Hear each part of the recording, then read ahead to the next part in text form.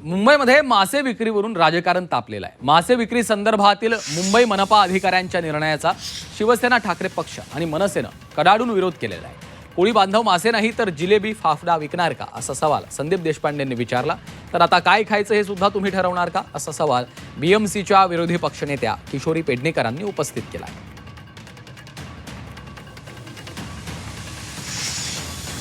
मला एक कळत नाही, मुंबईत मासे नाही विकणार जे कोळी बांधव आहेत त्याला जिलेबी आणि फाफडा विकणार का?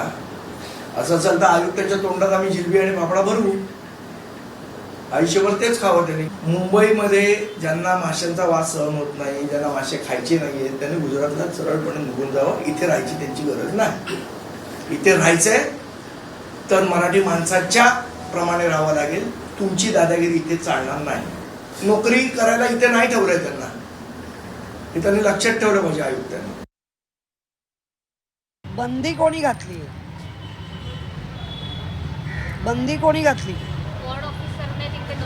वॉर्ड ऑफिसरला कोणाच्या आदेशाने? वॉर्ड ऑफिसरला अशी गुस्ताखी कसा करू शकतो?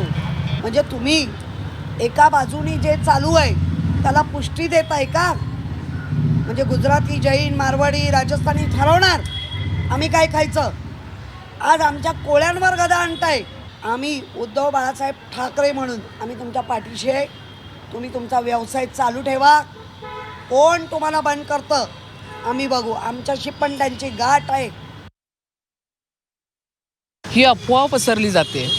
मी जेव्हा प्रशासनाच्या अलका ससाने मॅडमशी बोलले, डिपार्टमेंटशी बोलले, कोणीही अशा पद्धतीचं काही निर्देश दिलेले नाही आहेत या ठिकाणी। फक्त आणि फक्त शुद्ध अफवा।